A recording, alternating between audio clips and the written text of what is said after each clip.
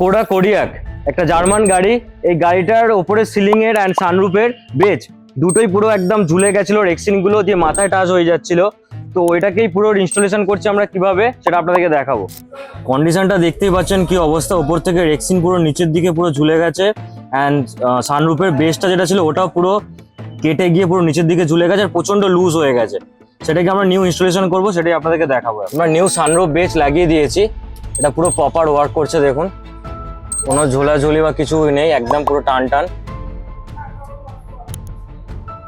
একদম ওকে হয়ে গেছে পুরো সানরুফ বেজ।